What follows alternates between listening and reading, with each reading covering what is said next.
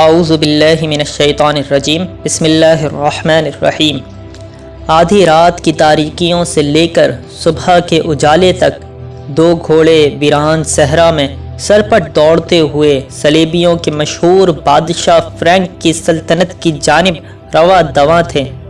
ان کے پیچھے 8 سوار کچھ میل کے فاصلے پر تیز رفتاری سے دوڑ رہے تھے۔ اگلے گھڑ سواروں کے گھوڑے انتہائی تھک چکے تھے، چنانچہ انہوں نے انہیں آرام دینے کے لیے کچھ دیر کے لیے روک دیا، لیکن جیسے ہی انہیں اپنے پیچھے سرپٹ گھوڑے دوڑنے کی آواز سنائی دی تو انہوں نے گھبراہٹ کے عالم میں گھوڑوں کو ریتلی چٹانوں کی طرف گھما دیا۔ صحرا میں ایسی چٹانیں ہوتی ہیں جن سے نکلنا ہر کسی کے بس میں نہیں ہوتا۔ یہ 2 سوار بھی ایسی ہی چٹانوں میں پھنس گئے، کبھی دائیں جاتے تو کبھی بائیں۔ پیچھے والے گروہ نے اپنے گھوڑے ایک صف میں پھیلا دیے اور ان 2 گھوڑوں کے قریب جا کر ان 8 سواروں میں سے ایک سوار نے تیر نکال کر ایک گھوڑے پر چلایا تو گھوڑا بے قابو ہو گیا، اور پیچھے والے گروہ نے تھوڑی سی بھاگ دوڑ کے بعد دونوں آدمیوں کو پکڑ لیا۔ محترم سامعین، یہ 2 سوار ناجی کے بھیجے گئے وہی 2 آدمی تھے جنہیں اس نے یورپی بادشاہ فرینک کی طرف بھیجا تھا۔ ان کے تعاقب میں آنے والے 8 سوار علی بن سفیان کے جانباز تھے، جو اس کی سربراہی میں ہی ان 2 سواروں کے پیچھے آئے تھے۔ آپ پچھلی قسط میں جان چکے ہیں کہ کس طرح زکوئی نے اپنا فرض پورا کیا اور سلطنت اسلامیہ کو ایک بڑے خطرے سے آگاہ کیا جو ناجی نے تیار کیا تھا۔ اس معلومات کے ملنے کے بعد صلاح الدین ایوبی نے علی بن سفیان کی قیادت میں 8 سواروں کو ان 2 آدمیوں کے پیچھے روانہ کر دیا، جنہیں ناجی نے بغاوت کو کامیاب بنانے کے لیے یورپ کے بادشاہ فرینک کی طرف روانہ کیا تھا۔ صلاح الدین ایوبی کی حیات پر مشتمل اس تفصیلی ڈاکومنٹری کی تمام پچھلی قسط کے لنک ڈسکرپشن میں موجود ہیں۔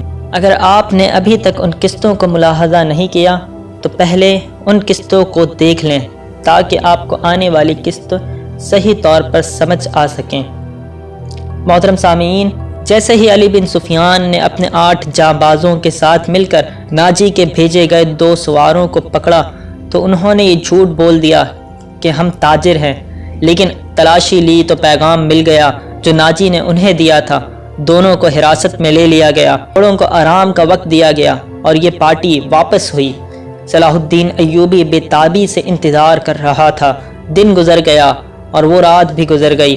آدھی رات گزر گئی، ایوبی لیٹ گیا اور اس کی آنکھ لگ گئی۔ سحر کا وقت دروازے پر ہلکی سی دستک سے اس کی آنکھ کھل گئی۔ دوڑ کر دروازہ کھولا، علی بن سفیان کھڑا تھا۔ اس کے پیچھے اس کے 8 سوار اور 2 قیدی کھڑے تھے۔ علی اور قیدیوں کو صلاح الدین ایوبی نے سونے کے کمرے میں ہی بلا لیا اور علی سے ناجی کا پیغام لے کر پڑھنے لگا۔ پہلے تو اس کے چہرے کا رنگ پیلا پڑ گیا، پھر جیسے یخلخت خون جوش مار کر اس کے چہرے اور آنکھوں پر چڑھ گیا۔ ناجی کا پیغام خاصا طویل تھا۔ اس نے صلیبیوں کے ایک بادشاہ فرینک کو لکھا تھا کہ وہ فلاں دن اور فلاں وقت یونانیوں، رومیوں اور دیگر صلیبیوں کی بحریہ سے بحیرہ روم کی طرف سے مصر میں فوجیں اتار کر حملہ کر دے۔ حملے کی اطلاع ملتے ہی 50,000 سوڈانی فوج امیر مصر کے خلاف بغاوت کر دے گی۔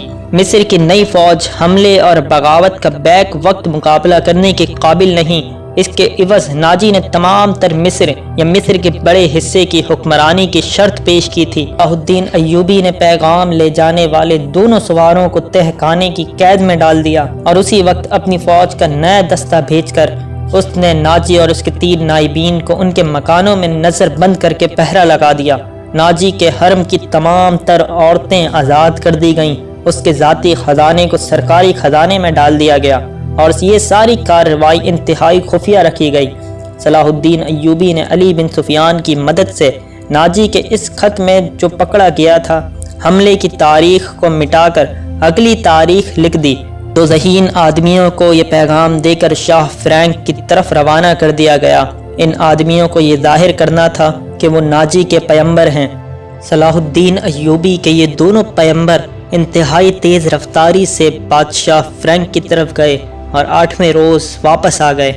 وہ ناجی کا پیغام دے آئے اور فرینک کا جواب ناجی کے نام لے آئے تھے۔ فرینک نے لکھا تھا کہ حملے کی تاریخ سے 2 دن پہلے سوڈانی فوج بغاوت کر دے تاکہ صلاح الدین ایوبی کو صلیبیوں کا حملہ روکنے کی ہوش نہ رہے۔ علی بن سفیان نے صلاح الدین ایوبی کی اجازت سے ان 2 پیمبروں کو نظر بند کر دیا۔ یہ باعزت نظر بندی تھی جس میں ان دونوں کے آرام اور بہترین خوراک وغیرہ کا خصوصی انتظام کیا گیا تھا۔ یہ ایک احتیاطی تدبیر تھی تاکہ یہ راز فاش نہ ہو سکے۔ صلاح الدین ایوبی نے ناجی اور اس کے نائبین کو قید میں ہی سزائے موت دے کر رات کے وقت گمنام قبروں میں دفن کرا دیا۔ اپنے سردار ناجی کو نہ پا کر سوڈانی فوج میں ایک ہلچل مچ گئی، لیکن صلاح الدین ایوبی نے طاقت کے بلبوتے پر نہیں بلکہ ڈپلومیسی اور حسن سلوک سے ان کی اس بغاوت کی کوشش کو ناکام بنا دی جو مختلف سالار ان سوڈانی افواج سے کروانا چاہ رہے تھے۔ صلاح الدین ایوبی نے ناجی کو اس کے اختتام تک پہنچا دینے کے بعد اپنی فوج کو بحیرہ روم یعنی میڈیٹرین سی کے ساحل پر ان مقامات پر چھپا دیا جہاں صلیبیوں کی بحریہ کو لنگر انداز ہونا تھا اور فوجیں اتارنی تھیں۔ اس نے ان مقامات سے دور اپنی بحریہ بھی چھپا دی۔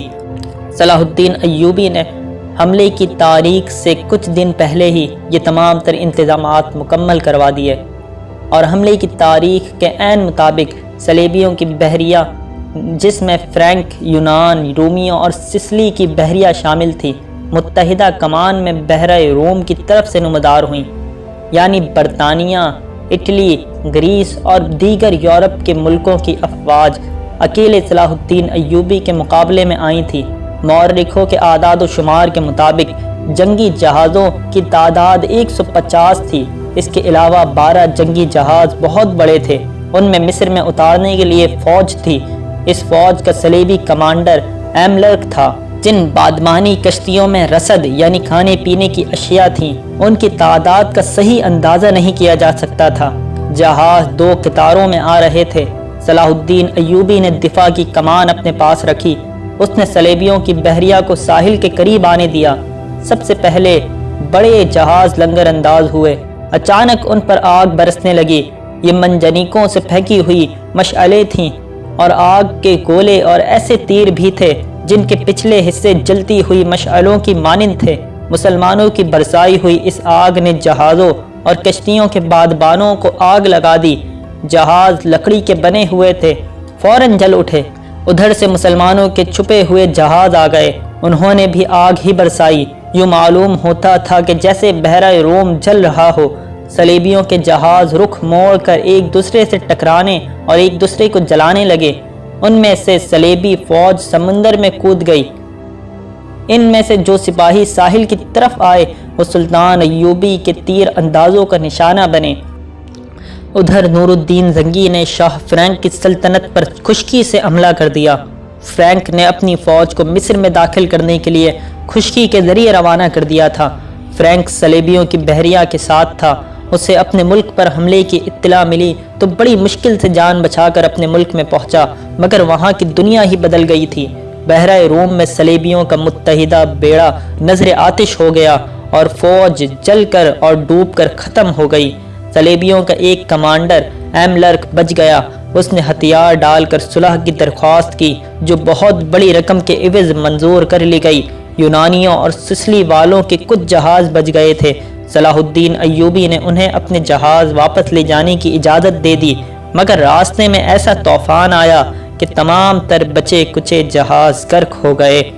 19 دسمبر 1169 عیسوی کے روز صلیبیوں نے اپنی شکست پر دستخط کیے اور صلاح الدین ایوبی کو تاوان ادا کیا۔